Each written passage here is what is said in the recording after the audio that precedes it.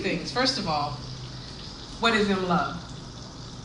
Well, my given name is Melissa LaVon Wallace. And as a survivor of childhood trauma, as trauma does, any type of trauma, but especially trauma before age 7, a lot of disassociation occurs as the mind tries to make sense of what has occurred. And so I grew up never feeling connected to myself, not connected to the face that looked back at me in mirrors. And I stuffed it all inside, all the stuff that would come up throughout the years, and kept moving.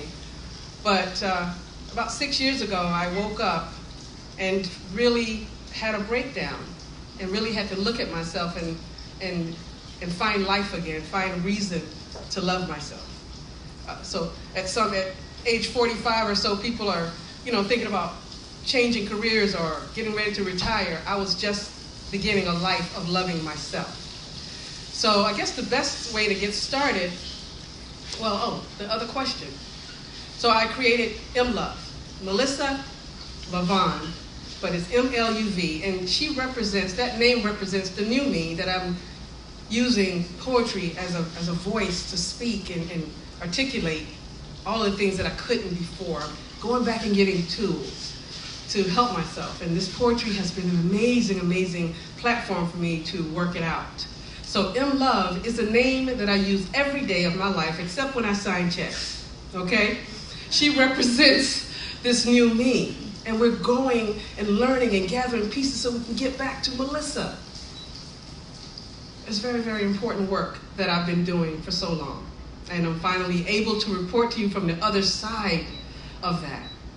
So, the purple, thoughts from a purple mind. I use purple as a tool like other people use medicine. Purple is a metaphor for me for staying in the highest vibe of positivity.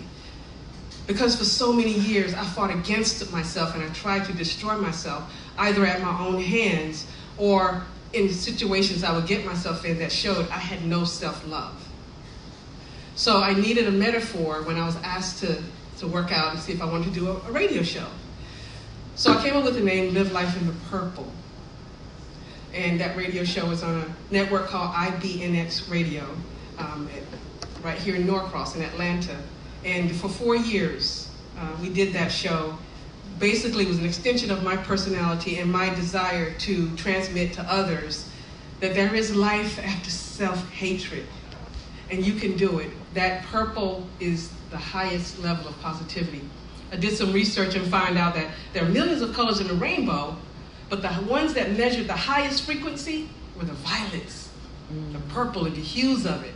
So I took that, my poet's mind, and said, live life in the purple.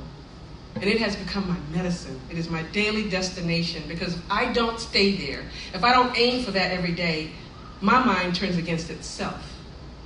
And we're not going back there. So I invite you to sit back, get used to this voice, because it's what comes out when I speak, especially when I do poetry. And I'm going to read the foreword to Thoughts from a Purple Mind. And you'll find out just a little bit more about myself. So here we go. I discovered the poem quoted. Let me read that poem. It says, you said to lean on your arm, and I'm leaning. You said to trust in your love, and I'm trusting. Wow. You said to call on your name, and I'm calling. Mm-hmm. I'm stepping out on your word. That's from my guide, Maya Angelou, in Letter to My Daughter, published in 2009. That energy opens this book. I discovered the poem quoted on the previous page in a book called Letters to My Daughter by Maya Angelou, and I fell in love with it. I've always greatly admired the work of Dr. Angelou and needed her vibe to grace the beginning of this book for a special reason. I feel that she came back for me. Her bravery and courage and resilience in the form of words found me lost in rural Jefferson County, Georgia. I knew I was different. I didn't feel I fit in, even among family. My best times were in my nighttime dreams, or sitting with the sun on my face, daydreaming, or writing short stories about the people on the planes flying over our mobile home. I already knew college was not in my future because we couldn't afford it, but the factories everyone else worked in weren't calling my soul either. I was really worried about my future because of my family's lack of resources. There was fear, poverty, and scarcity as an inheritance, but there was also hope coming for me on the horizon, a way through. I was around 11 or 12 years of age when my 6th grade teacher at Watley High School, Miss Freddie Hazard Heath, defiantly extended our Black History Week celebration. Mrs. Heath was Black History in my eyes. She wore weird clothing